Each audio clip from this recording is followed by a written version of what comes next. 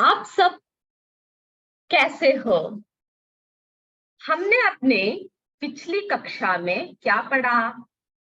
हमने पढ़ा दैनिक जीवन में विज्ञान। दैनिक जीवन में विज्ञान की क्या-क्या वरदान है, इसके बारे में हमने अपनी पिछली कक्षा में शुरू किया।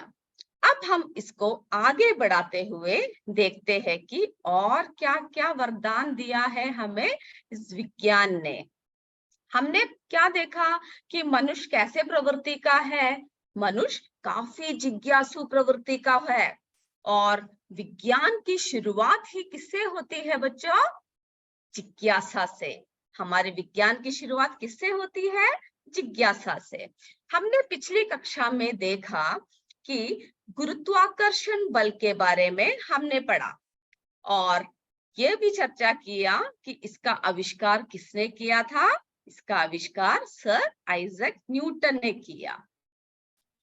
उसके बाद अब हम देखेंगे कि वैज्ञानिक किसी भी समस्या का हल किस तरह से ढूंढते हैं और किस तरह से नई नई चीजों के आविष्कार करते हैं। तो हम आज की कक्षा में देखेंगे वैज्ञानिक विधि के विभिन्न चरण।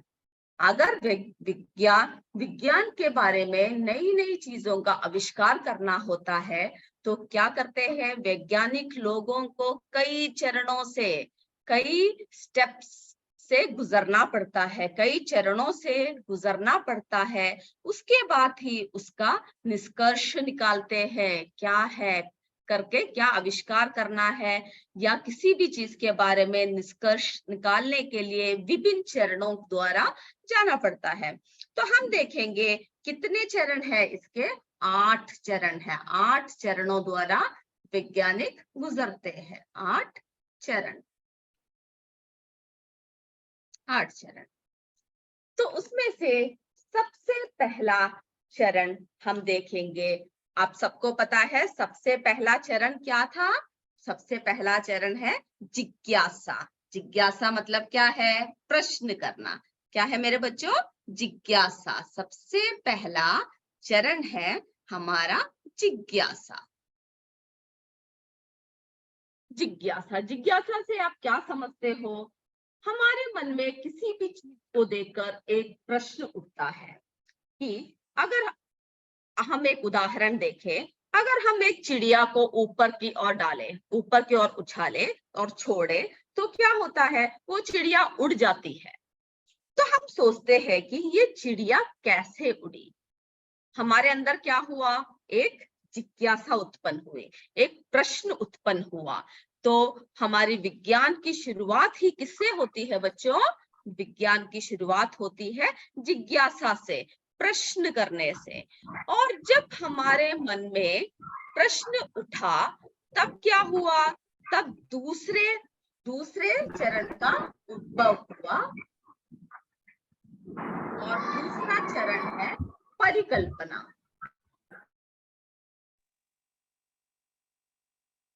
परिकल्पना, परिकल्पना का मतलब क्या है बच्चों?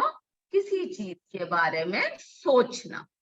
अब जब हमने देखा कि चिड़िया ऊपर उठी तो हम सोचेंगे, कल्पना करेंगे, सोचेंगे कि अगर मैं कोई भी चीज डालूं तो क्या सारी चीजें ऊपर उड़ जाती है या उसमें से कुछ ही चीजें उड़ पाती है, या उसमें से कोई, हम लोग कोई भी जीव को या किसी को भी डाले तो कितने उसमें से उड़ पाते हैं? हमारे मन में दूसरे चरण का उद्भव होता है। और वो क्या है? दूसरे चरण का उद्भव क्या है? परिकल्पना। और जब हमने ये कल्पना किया, जब हमने ये सोचा, फिर हम क्या करेंगे? हम देखेंगे कि कौन कौन सी चीजें ऐसी हैं जो उड़ती है या कौन कौन से ऐसे जीव है जो उड़ती है। तो हम क्या करेंगे?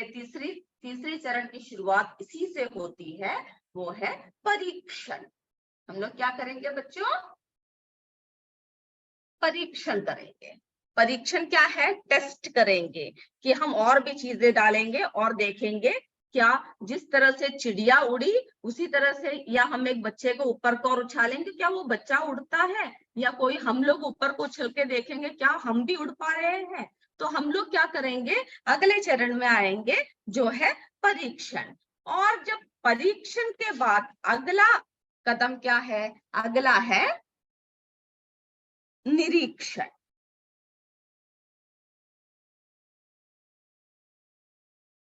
अगला क्या है बच्चों? निरीक्षण। उसके बाद हम देखेंगे कि निरीक्षण करेंगे कौन कौन से वस्तुएं या कौन कौन से जीव है जो ऊपर उठते हैं, और उसके बारे में हम किसी और को बताएंगे, उसका विश्लेषण करेंगे कौन कौन से चीजें हैं, और वर्गीकरण करेंगे कि इसमें से कितने चीजें ऊपर उड़ी, कितने जीव ऊपर उड़े, कितने वस्तुएं जो भी हम ऊपर को डाल रहे हैं। तो उसी से शुरुआत होती है किसके मेरे बच्चों? निरीक्षण की। और हमने जो निरीक्षण किया उसके बाद हम क्या करेंगे? 5वें में हम क्या करेंगे? अभिलेखन। अभिलेखन से क्या समझते हो बच्चों? अभिलेखन। हम लोग उस चीज के बारे में लिखेंगे, अभिलेखन करेंगे। ठीक है। अब हमने पहले जिज्ञासा उत्पन्न हुई, फिर हमने कल्पना किया, उसके बाद हमने परीक्षण किया, और उसके बाद हमने देखा, उसकी निरीक्षण देखा कि क्या हर चीज ऊपर उठती है, और हमने निरीक्षण किया। उसके बाद क्या हुआ? हमने क्या किया? अगला क्या किया? हमने अभिलेखन किया, लिखा कि कौन कौन से चीजें हैं जो ऊपर उठती है और कौन कौन से चीजें हैं जो नहीं उठती। उसके बाद फिर क्या हुआ? वो देखने के बाद आप क्या करोगे? आप उसके बारे में पुनर्विचार करोगे। तो छठवां क्या आता है बच्चों? छठवां कदम क्या है? छठवां स्टेप क्या है? वो है पुनर्विचार। कि आप पुनर्विचार करोगे कि कितनी चीजें हैं जो ऊपर गई और कितनी चीजें हैं जो नीचे ही रही। तो आप पुनर्विचार करोगे कि कौन कौन से चीजें हैं और क्या करने से। और आप देखोगे किसी को, आप ये सोचोगे कि चिड़िया पंख की वजह से उड़ी है, तो आप किसी और चीज में पंख बांधकर उड़ाओगे और आप देखोगे कि वो उड़ता है या नहीं। तो आप उसके ऊपर क्या करोगे? पुनर्विचार करोगे। और जब आपने ये किया, फिर क्या करना है आपको? उसका अगला कदम आप क्या करोगे बच्चों? उसका अगला कदम आप करोगे कि आप उस चीज को, 7वां कदम क्या होना चाहिए आपका? 7वां कदम है आपका निष्कर्ष निकालना।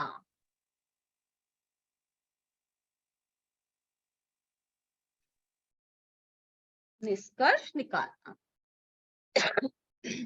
तो आप 7वें में क्या करोगे? आप निष्कर्ष निकालोगे कि क्या करने से ऊपर उड़े, और अगर आप किसी और चीज के ऊपर रखकर या पंख लगाकर आप किसी चीज को छोड़ते हो तो क्या वो उड़ पाता है या नहीं उड़ पाता। और इस तरह से निष्कर्ष करने के बाद आपका 8वां कदम क्या होगा? आपका 8वां कदम होगा, 8वां, आपका 8वां कदम क्या करोगे? अब नए प्रयोग करोगे। क्या करोगे मेरे बच्चों? नए प्रयोग करोगे। तो ये है वैज्ञानिक विधि के विभिन्न चरण, 8 चरण, जिसमें से हमने देखा पहले क्या हुआ? पहले हमारे मन में जिज्ञासा हुई, पहले हमारे मन में प्रश्न उठा। किसी भी चीज को लेकर क्या हुआ? हमारे मन में एक प्रश्न उठा कि अगर ऐसा करता है तो क्या वैसा होगा? जैसे आपने देखा गुरुत्वाकर्षण, आइजक न्यूटन के मन में क्या हुआ? एक प्रश्न उठा कि ऐसा होने से क्या हर चीज जमीन पे गिरेगा या ऊपर उड़ जाएगा? तो जिज्ञासा उत्पन्न हुई। और उसके बाद क्या हुआ? परिकल्पना। परिकल्पना, आपने सोचा कि किस किस चीजों को डालने से वो ऊपर उड़ेगी और कौन कौन सी चीजें नीचे रहेगी।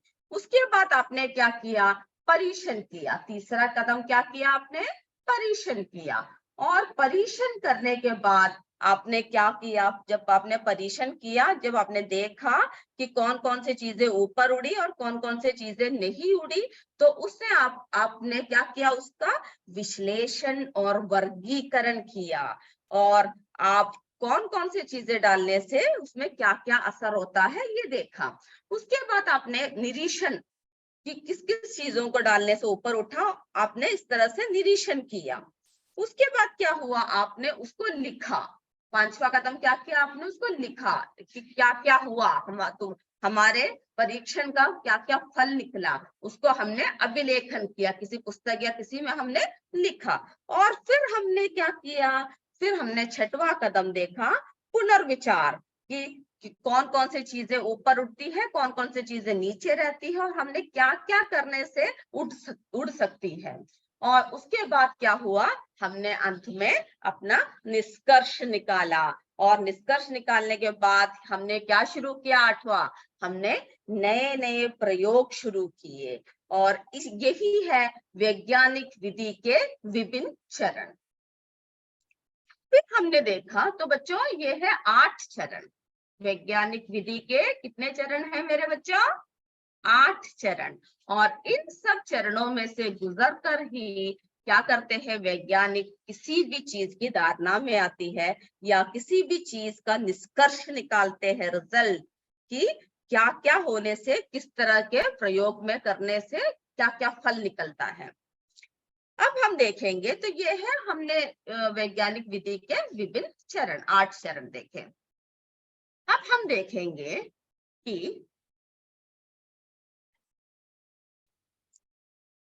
हमने उस दिन चर्चा किया विज्ञान की वरदान और विज्ञान की देन के बारे में हमने काफी चर्चा किया। अब हम देखेंगे कि विज्ञान, आपको पता है हर क्षेत्र में विज्ञान ने क्या किया है, विज्ञान की देन, हर क्षेत्र में विज्ञान ने काफी हमारे जीवन को आसान बनाया है।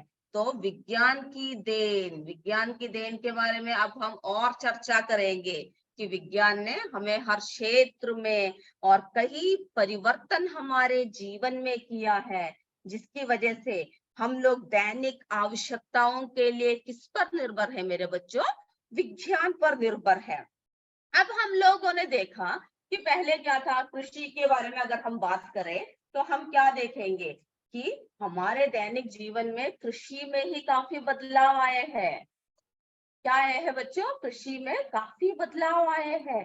और हम देखेंगे कि कृषि में क्या क्या बदलाव आए हैं।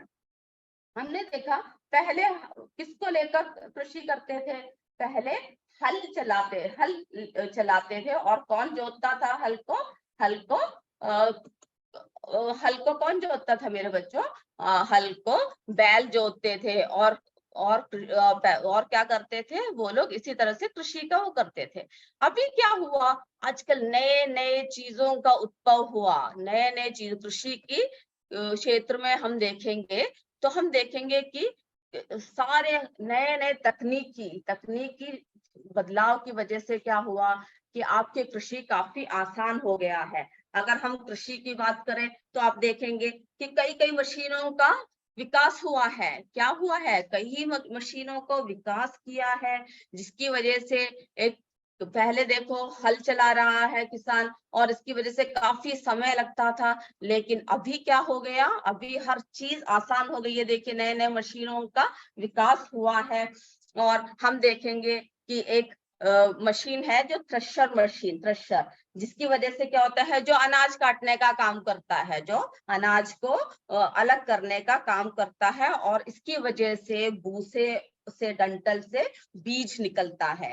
फिर हमने देखा कई सीड ड्रिल आए, सीड ड्रिल में क्या हुआ कि हमने ये क्या है, सीड ड्रिल एक आधुनिक मशीन है जो एक समय में बीज और खाद बोती है।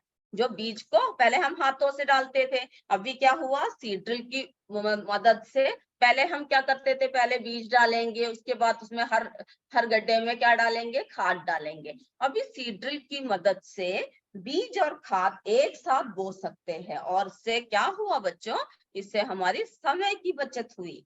और हमने फिर देखा, हमने जब फसल काटने की बारी आती है तो काफी हार्वेस्टर, सब फसल काटने के लिए हुआ, हार्वेस्टर का विकास किया, जो फसल काटने की मशीन है, और इसकी वजह से हम लोग फसलों को आसानी से काट सकते हैं।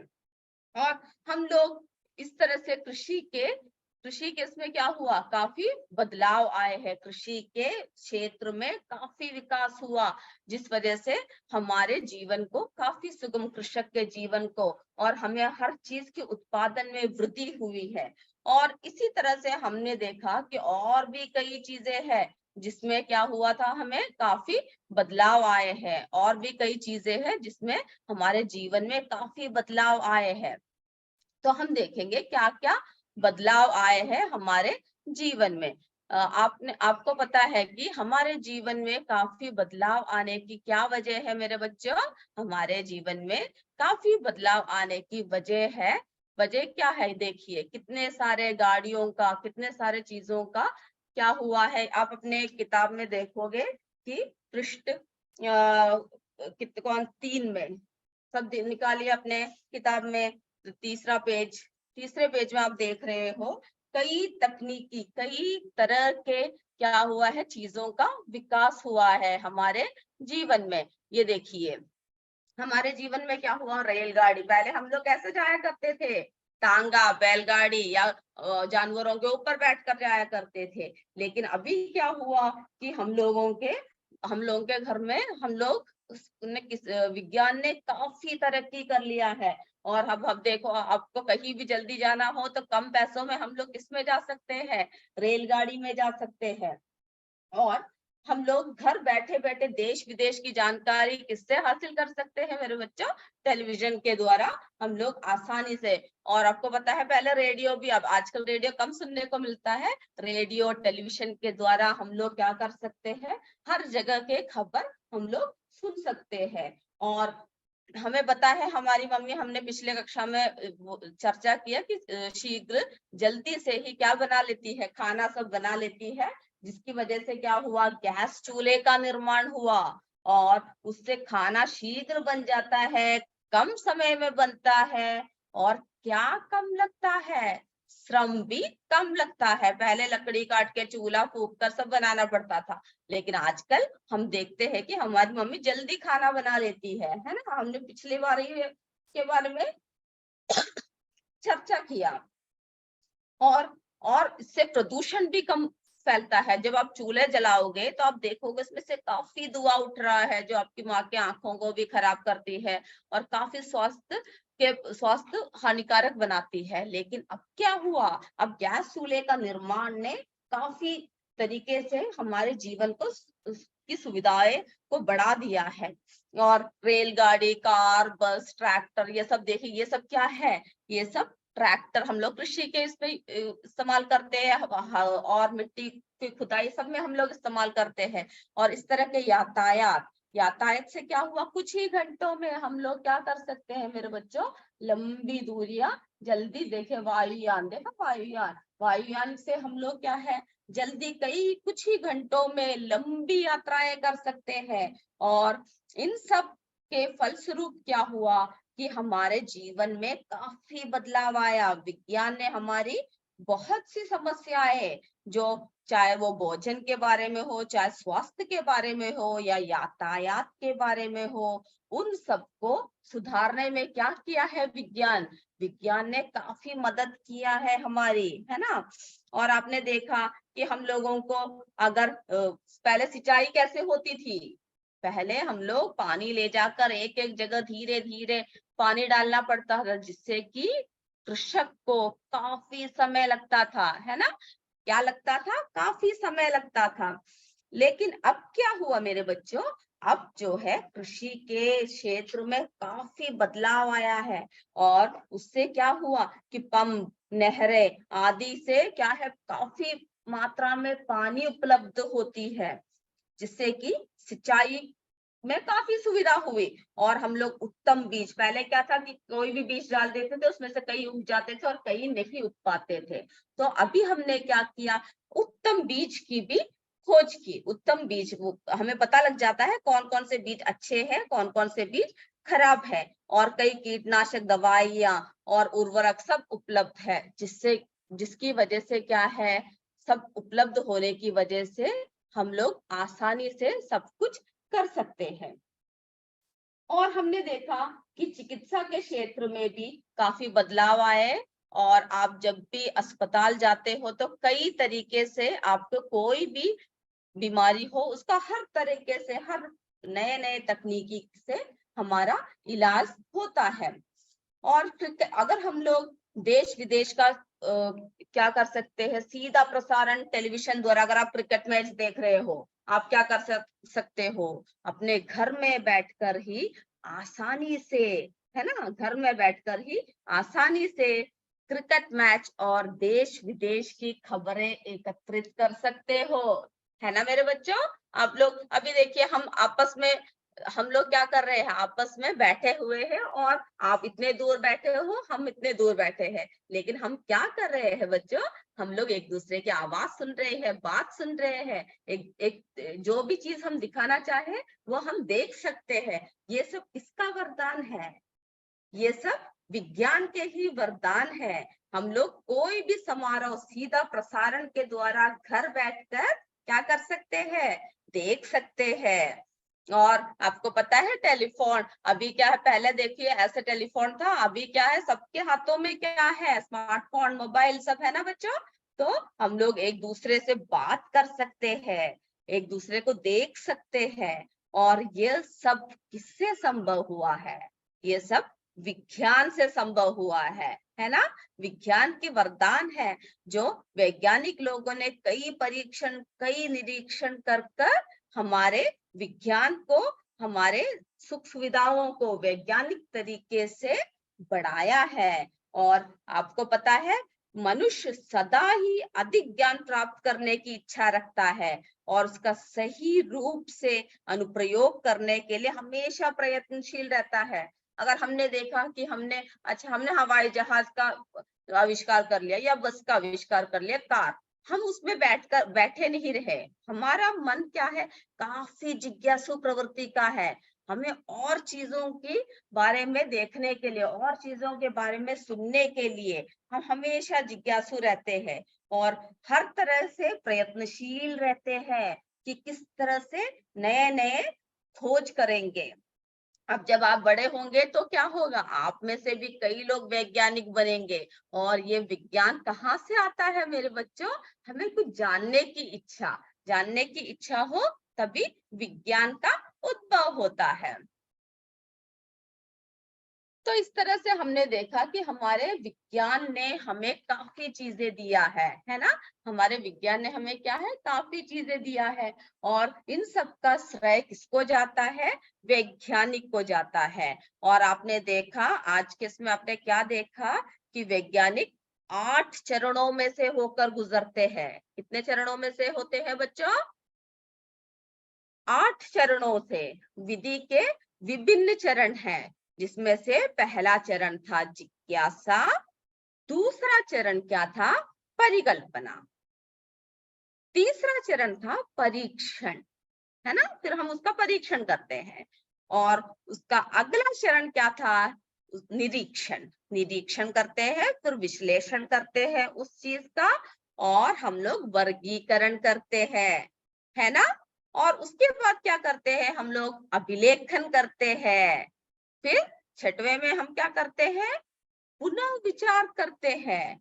और पुनः विचार के बाद हम लोग उस चीज का 7वें कदम पर क्या निकालते हैं, निष्कर्ष निकालते हैं। और उसके बाद क्या होता है, नए नए प्रयोग होते हैं, है ना। इसी तरह हमारे विज्ञान में कई कई चीजों का उद्भव होता है। तो आज हम यही तक बोलेंगे, अगले कक्षा में हम लोग और भी नई नई बातें सीखेंगे।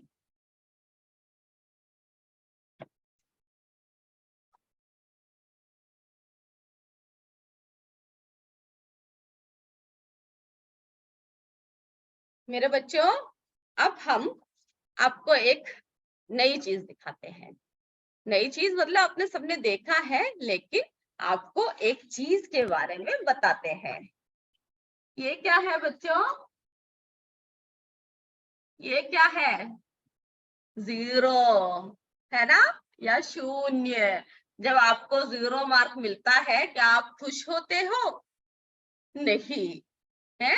जब भी आपके सामने गोल गोल आता है, आप क्या करते हो, आप बड़े दुखी हो जाते हो। लेकिन इस 0 का काफी महत्व है। अगर ये किसी चीज के आगे लग जाए तो इसका शून्य का काफी महत्व है। तो हमें पता है कहाँ से हुआ है ये शून्य का उद्भव, ठीक है, हम देखते हैं शून्य का उद्भव कहाँ से शुरू हुआ। आपको पता है कि शून्य का उद्भव हमारे भारत में हुआ है। आपको पता है हमारे भारत में किसका उद्भव हुआ है? शून्य का उद्भव कहाँ से हुआ है मेरे बच्चों? हमारे भारत में हुआ है। तो देखिए शून्य का उद्भव कैसे हुआ। और जीरो या शून्य गणित का क्या है? सबसे बड़े आविष्कारों में से एक गिना जाता है। हो गए ना हैरान? क्या है? गणित के सबसे बड़े आविष्कारों में से एक गिना जाता है।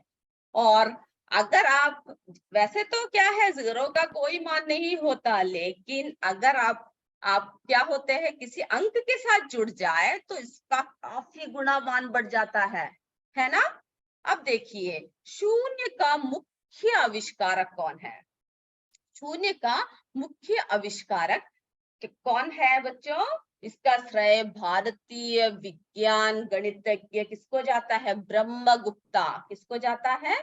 ब्रह्मगुप्ता। उन्होंने ये 628 ओके 628 ईस्वी में, कब किया? 628 ईस्वी पूर्व उन्होंने शून्य का आविष्कार किया। उन्हें शून्य का आविष्कारक इसलिए माना जाता था क्योंकि वे शून्य को सिद्धांतों के साथ, विथ थ्योरी, है ना, शून्य को सिद्धांतों के साथ क्या किया? उन्होंने पेश किया। और ब्रह्मगुप्त से पहले भी क्या थे? भारत के महान गणितज्ञ और ज्योतिषी आर्यभट्ट। ओके, आर्यभट्ट, देखिए आर्यभट्ट ने भी शून्य का प्रयोग किया था। पर क्या हुआ कि कई लोग आर्यभट्ट को भी शून्य के जनक मानते हैं, लेकिन सिद्धांत ना देने के कारण उन्हें शून्य का आविष्कारक नहीं माना जाता। शून्य का सिद्धांत नहीं देने की वजह से आर्यभट्ट को आविष्कारक नहीं माना जाता। और आर्यभट्ट ने शून्य का इस्तेमाल किया था, लेकिन इसका आविष्कारक कौन है? ब्रह्मगुप्ता। कौन है बच्चों? ब्रह्मगुप्ता। तो यह स्पष्ट है कि शून्य भारत का एक महत्वपूर्ण आविष्कार है ना मेरा भारत महान? शून्य क्या है? भारत का एक महत्वपूर्ण आविष्कार है, जिसने गणित में क्या किया? काफी क्रांति लेकर आए और गणित में एक नई दिशा की ओर ले गए। शून्य गणित को कहाँ लेकर गए? एक नई दिशा की ओर। और इससे सब कुछ गणित काफी सरल बन गया। तो मेरे बच्चों शून्य का आविष्कारक कौन थे? ब्रह्मगुप्ता। इसका मुख्य श्रेय किसको जाता है? भारतीय विद्वान ब्रह्मगुप्त को जाता है। और उन्होंने कब किया था इसकी खोज? 628 ईस्वी में उन्होंने शून्य को किस तरह से पेश किया, किस तरह से प्रस्तुत किया? उसके सिद्धांतों के साथ, ओके, पूरे थ्योरी के साथ, पूरे सिद्धांतों के साथ उन्होंने पेश किया। और आर्यभट्ट ने क्या किया था? इस शून्य का प्रयोग किया था, इसीलिए आर्यभट्ट को भी इसका हम लोग जनक मानते हैं। ठीक है, तो हम लोग आज की कक्षा यही समाप्त करते हैं। अगले कक्षा में हम लोग और भी नए नए ज्ञान के बारे में बोलेंगे। जय विद्या शक्ति, जय हिंद, जय भारत।